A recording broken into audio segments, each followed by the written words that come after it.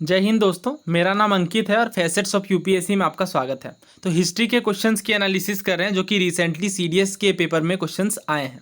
तो हिस्ट्री के क्वेश्चंस के बारे में मैंने आपको बताया कि कुछ तो सवाल हैं, लगभग 30-40% जो क्वेश्चन हैं वो हमारे एनसीईआरटी से, थीम्स एनसीईआरटी से कवर हो रहे हैं, बट काफ़ी सारे जो क्वेश्चन हैं वो थीम्स एनसीईआरटी के अंदर नहीं हैं। तो उसके लिए अगर आप ध्यान से समझें इन क्वेश्चंस के सोर्सेज को, तो ये जनरली आपको जो बाकी सवाल बच गए वो history of ancient and medieval India by Upinder Singh.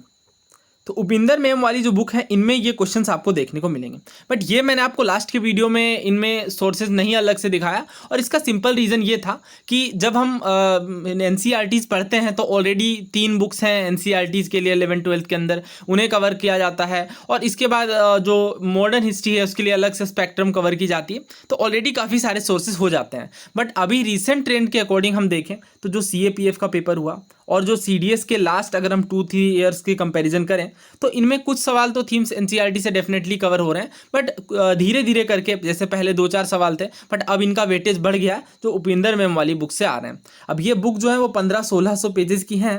तो हालांकि मैंने आपको इंपॉर्टेंट चैप्टर्स इनमें बता दिया है और ऑलरेडी टेलीग्राम चैनल के अंदर शेयर भी कर दिया है, बट इसके अलावा भी कुछ चीज़ें हैं जो मैं शेयर करूँगा।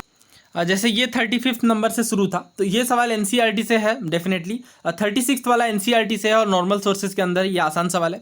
ये वाला क्वेश्चन बड़ा टफ था और यहाँ पे अगर आप देखें तो बक्साली मैन्युस्क्रिप्ट के बारे में पूछा गया था और ये लाइन बाय लाइन आपको उपिंदर मैम वाली बुक में देखने को मिलेगी। सो जब आप यहाँ पे एस्ट्रोनॉमी एंड मैथमेटिक्स वाला सेक्शन देखेंगे जिनमें हमारे जो एंशिएंट साइंटिस्ट हैं उनके बारे में डिस्कशन किया गया, आर्यभट्ट के बारे में बताया गया है और इसके बाद इनके कैलकुलेशंस वगैरह के बारे में। और ये देख सकते हैं आप ancient mathematical and medical manuscript के बारे में बताया गया है कि 1881 में एक फ्रेगमेंटेड मैन्युस्क्रिप्ट मिलती है जिनमें 70 बर्च बार्क लीव्स होती हैं, यानी पेड़ के जो छाल होते हैं, जो कि तक्षशिला के पास मिलते हैं और ये बक्साली मैन्युस्क्रिप्ट के नाम से जाने जाते हैं। किस भाषा में लिखी गई? तो गथ लैंग्वेज में लिखी गई, जो कि पुरानी प्राकृत भाषा का ही रिफाइंड वर्जन था और ये शारदा स्क्रिप्ट में है और ये 3rd और 4th सेंचुरी के आसपास की लगती है। अब इस मैन्युस्क्रिप्ट में अगर हम देखें तो काफ़ी सारी चीज़ें हैं। स्क्वायर रूट, फ्रैक्शन, आपको याद होगा स्टेटमेंट में डायरेक्टली यहीं से क्वेश्चन फ्रेम किया गया है।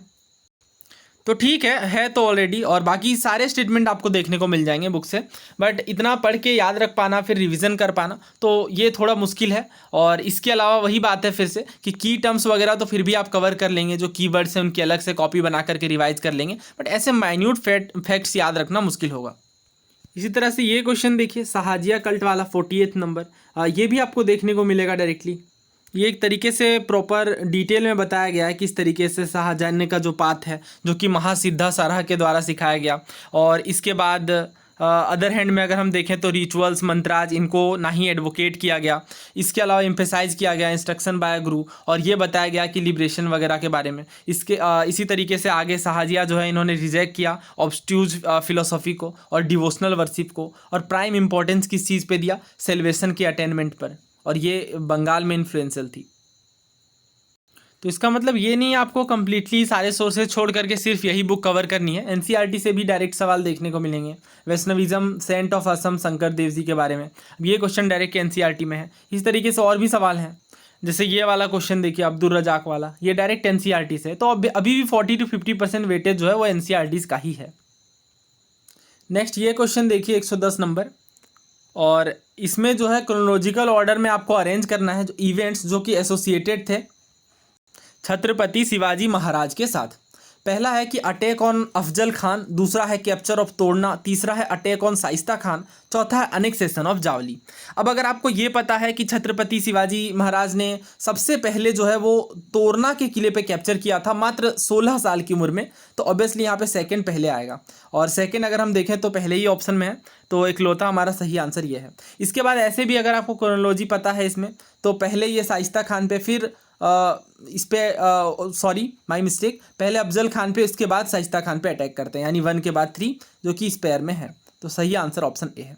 इसके सोर्स की अगर हम बात करें तो स्पेक्ट्रम वगैरह में ये क्रोनोलॉजी है, बट एनसीईआरटीज़ में ये चीज़ें डायरेक्टली नहीं देखने को मिलेंगी। नेक्स्ट क्वेश्चन देखिए, मॉडर्न हिस्ट्री का बेहद आसान सवाल है। डायरेक्टली आपसे पूछा गया है कि जो इंडियन स्ट्रगल बुक है इनके ऑथर कौन है। तो देखिए जो द इंडियन स्ट्रगल जो बुक है ये आत्मकथा है, ऑटोबायोग्राफी है, और ये सुभाष चंद्र बोस जी की ऑटोबायोग्राफी है। ऑप्शन बी यहाँ पे करेक्ट है। ये 2 वॉल्यूम में आती है और बहुत ही प्रचलित किताब है ये। अब मॉडर्न हिस्ट्री के प्रिपरेशन में ये एक इम्पॉर्टेंट सेगमेंट होता है कि जो हमारे इम्पॉर्टेंट लीडर्स हैं, जो हमारे फेमस लीडर्स हैं, उनके बुक्स, उनके द्वारा जो प्रकाशित पत्रिकाएं हैं, इनके बारे में आपको बहुत अच्छे से पता होना चाहिए। और इनमें आप स्पेक्ट्रम के अंदर जो अपेंडिक्स हैं लास्ट में, उसे फॉलो कर सकते हैं। इसके अलावा आप किसी भी कंपाइलेशन को आप फॉलो कर सकते हैं जिनमें ये सारी चीज़ें एक साथ दी गई हैं, और ये एक इम्पॉर्टेंट पार्ट है, तो इसे ज़रूर अच्छे से प्रिपेयर कर लें। जैसे जो द इंडिया डिवाइडेड बुक है या इंडियन अनरेस्ट है, इस तरह की किताबें एग्जाम्स में अक्सर पूछी जाती हैं। अगला सवाल देखिए, ये तो डायरेक्ट CAPF का रिपीट है 2020 का। कौन सी वुमेन नयनार सेंट नहीं है? और ऑप्शन है हमारे पास कराईकाल अमयार, मंगर यार करसियार, अंडल और ईसाईगन मयार। तो ये सवाल मैंने आपको पढ़ाया भी था और बहुत डिटेल में कवर भी किया था CAPF का क्वेश्चन। इसमें हमारे पास जो ऑप्शन थे उनमें एक ये था कि अंडल जो है ये एक अलवर है, और ये सही था और हमसे नॉट करेक्ट पूछा गया था। इसका सही आंसर ऑप्शन सी था वैसे। क्यों? क्योंकि कराईकाल अमयार जो है ये विष्णु की नहीं बल्कि लॉर्ड शिवा की डिवोटी हैं, और ये सारी चीज़ें थीम्स NCERT में हैं, मैंने बहुत ही डिटेल में डिस्कस की हैं। इसके अलावा हमने अलग से CAPF 2020 के सवालों का भी डिस्कशन किया है, तो इसे भी आप ज़रूर देख लें। प्लेलिस्ट में लिंक है, प्लेलिस्ट में सारे वीडियोज़ मैंने अरेंज कर दिए हैं ईयर वाइज।